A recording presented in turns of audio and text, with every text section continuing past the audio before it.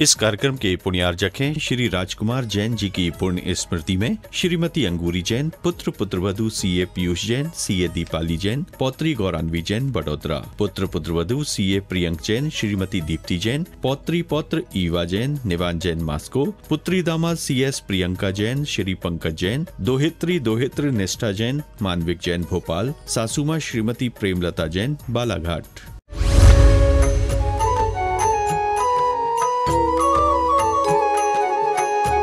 जैन परंपरा के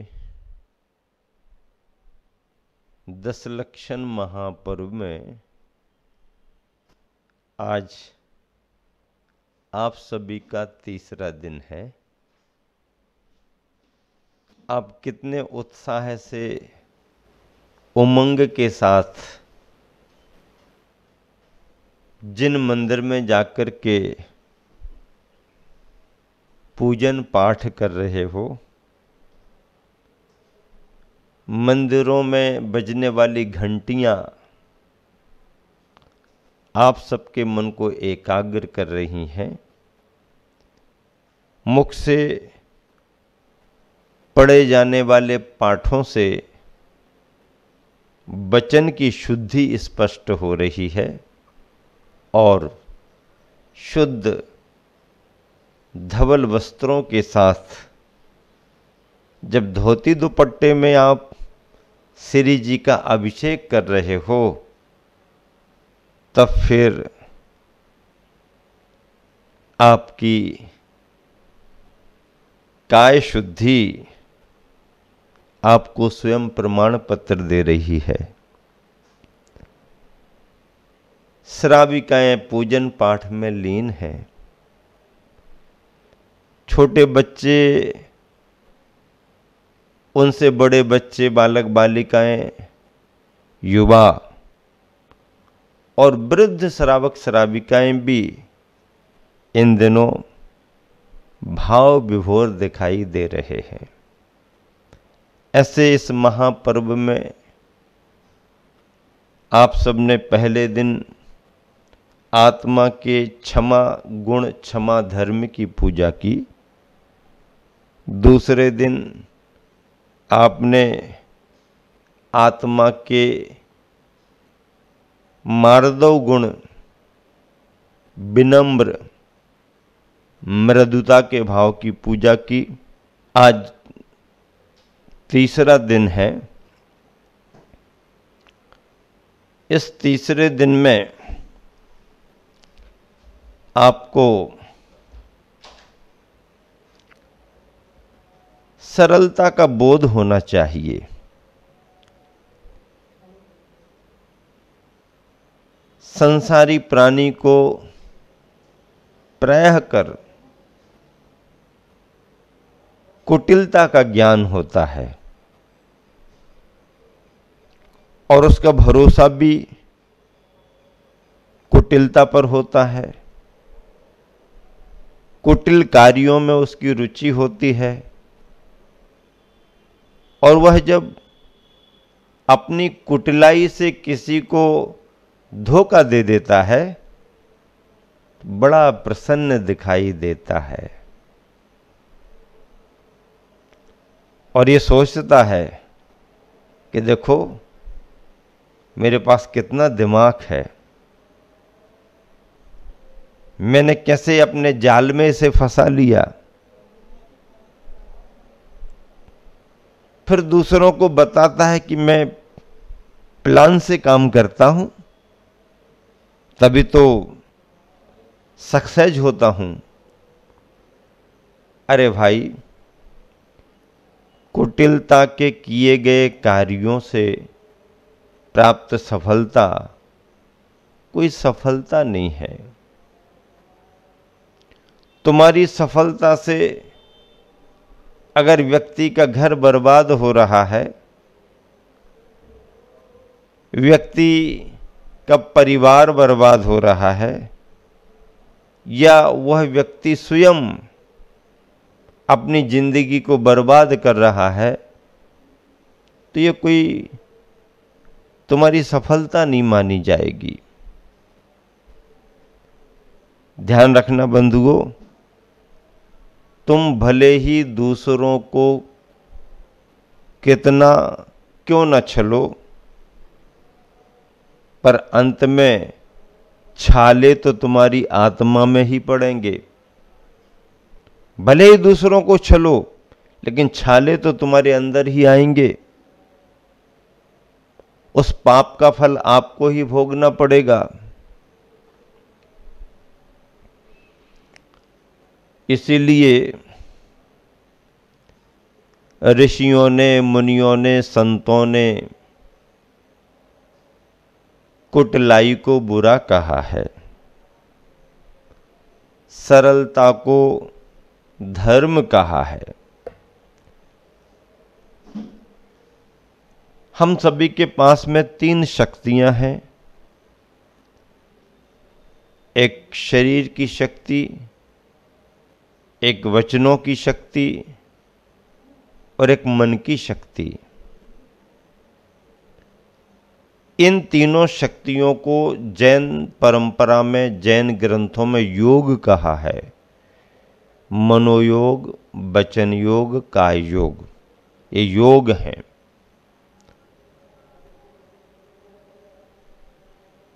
हमारे आचार्य महाराज कहते हैं,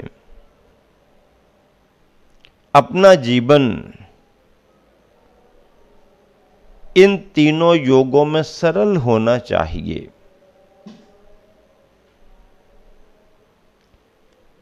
परिभाषा दी है, जो मन में हो सो वचन उचरिए, वचन होए सो तन सो करिए। अर्थात अपने मन में अगर धर्म करने का भाव आ रहा है तो सहजता से हमारी भाषा भी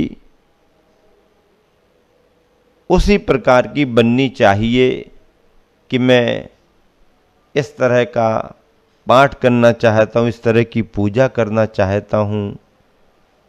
मन का अभिप्राय वचनों की भाषा में आना चाहिए और जो वचनों में हमने व्यक्त किया है तदनुरूप कार्य भी हमें करना चाहिए।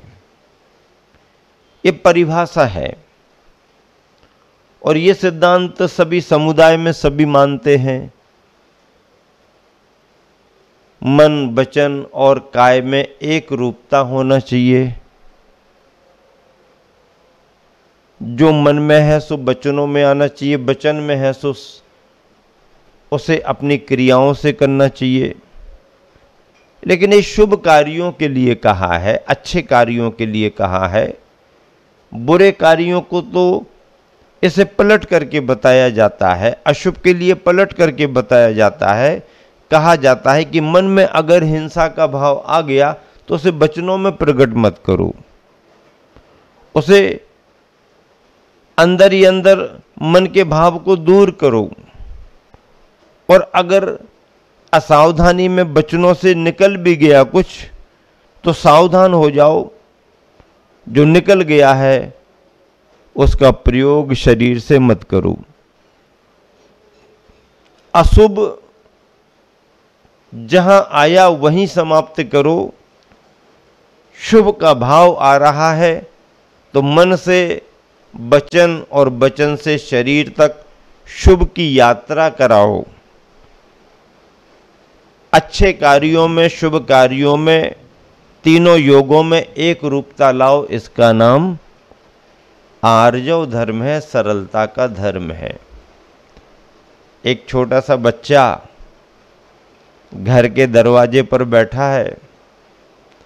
किसी व्यक्ति ने आकर के पूछा, बेटा तुम्हारे पिताजी कहाँ हैं? क्या पूछा? तुम्हारे पिताजी कहाँ हैं? बच्चे ने कह दिया, हमारे पापा कह करके गए हैं कि अगर कोई पूछे तो बता देना कि पापा घर पर नहीं है। तो पूछता है कि लेकिन वो तो ठीक है, पर हैं कहाँ तुम्हारे पापा? पापा तो घर के अंदर हैं, लेकिन पापा ने कहा है कि कोई पूछे तो बता देना कि पापा घर पर नहीं है। अब ये क्या है? ये बच्चे के मन की सरलता है। पिताजी ने जो कहा, जैसा कहा, वो उसने बता दिया, लेकिन पापा के अभिप्राय को समझ करके घुमा फिरा करके वो बात नहीं कर पाया, क्योंकि वो बाल बुद्धि वाला बच्चा है। बच्चे का मन बाल मन है, सहज मन है। पर वही बच्चा जैसे जैसे बड़ा होता है, मन का विकास होता है।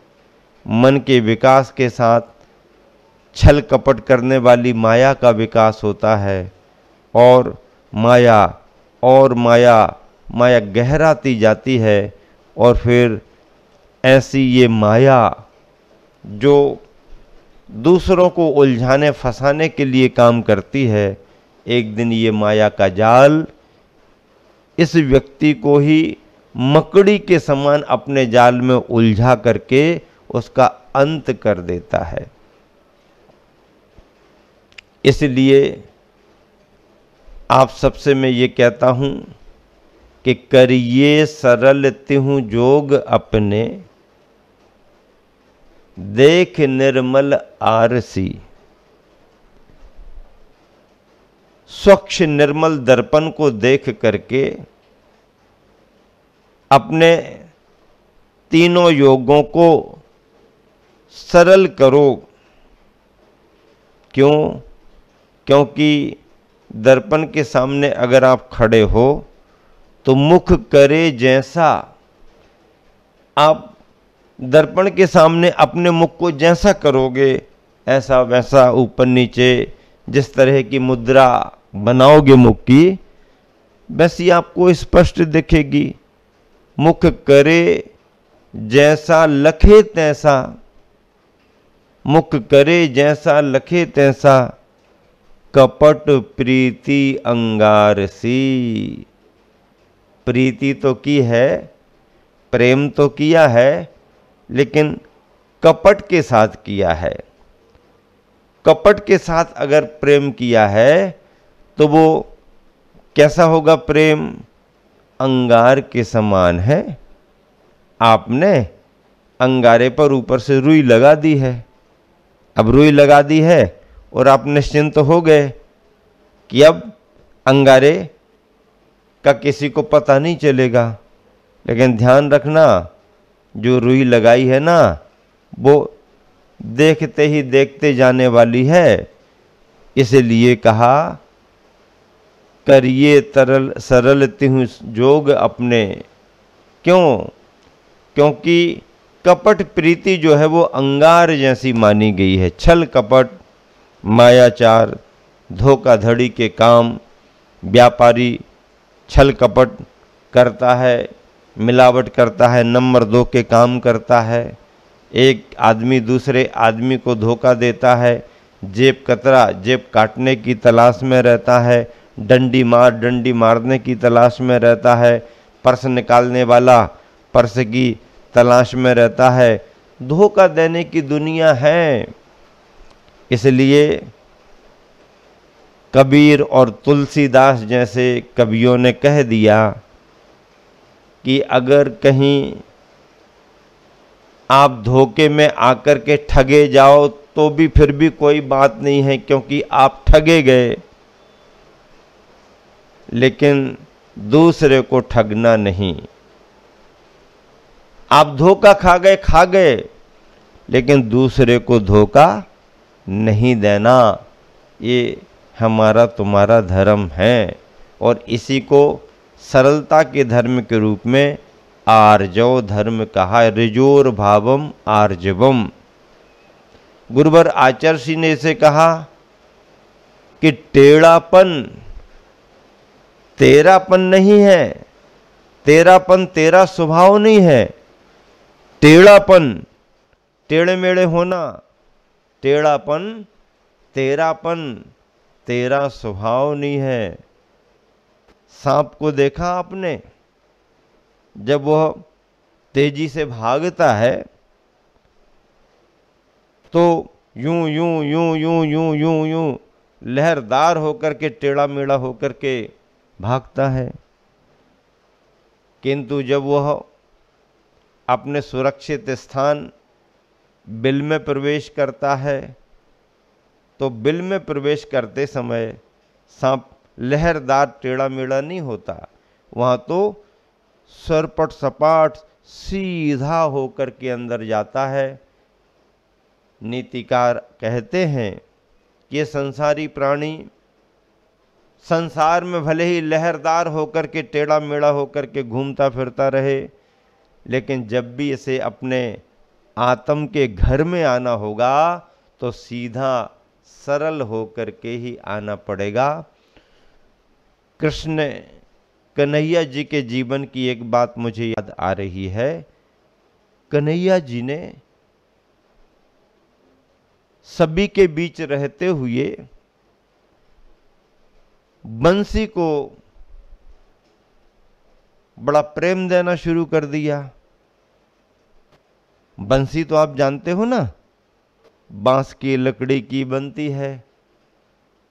अब जब बंसी उनके हाथ लग गई तो दिन में रात में सोते समय भी बंसी को अपने पास रखते।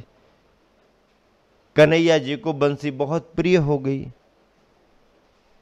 अब इसे देख करके उनके भक्तों में, ग्वाल वाल सखाओं में, गोपियों में ईर्ष्या होने लगी। क्या बात है, कन्हैया जी बंसी को इतना स्नेह क्यों देते हैं? एक दिन पूछा सभी ने, तो कन्हैया जी ने कहा, अरे इसमें क्या आश्चर्य की बात है, तो सामान्य सी बात है। अरे नहीं नहीं, आप बंसी पर बहुत ध्यान देते हो, उस बहुत स्नेह देते हो, क्या बात है? अरे बंसी में 3 विशेषताएं हैं। क्या विशेषताएं? 3 विशेषताएं, अच्छाइयां 3 हैं, इसलिए तो मुझे बहुत अच्छी लगती। क्या है? उन्होंने कहा, ये प्यारी सी बंसी भले ही आप सबकी नज़र में काली कलूटी दिखती है, छेद पर छेद दिखते हैं, इसको मत देखो कि काली है, छेद पर छेद मत देखो, विशेषता देखो, यह आर पार सीधी सरल है, आर पार सीधी सरल है, पहली विशेषता।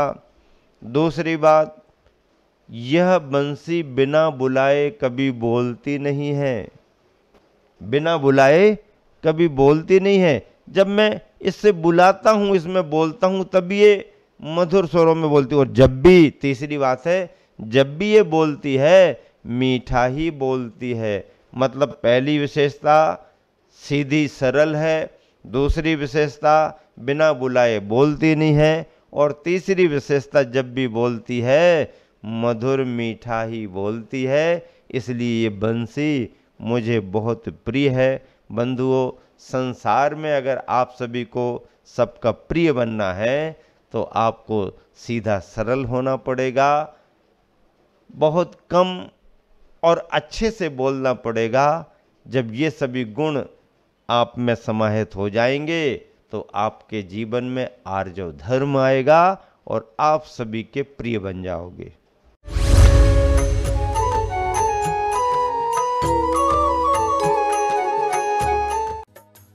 इस कार्यक्रम के पुण्यार्जक थे श्री राजकुमार जैन जी की पुण्य स्मृति में श्रीमती अंगूरी जैन, पुत्र पुत्रवधु सीए पीयूष जैन, सीए दीपाली जैन, पौत्री गौरान्वी जैन बड़ोदरा, पुत्र पुत्रवधु सीए प्रियंक जैन, श्रीमती दीप्ति जैन, पौत्री पौत्र ईवा जैन, निवान जैन मास्को, पुत्री दामाद सीएस प्रियंका जैन, श्री पंकज जैन, दोहित्री दोहित्र निष्ठा जैन, मानविक जैन भोपाल, सासुमा श्रीमती प्रेमलता जैन बालाघाट।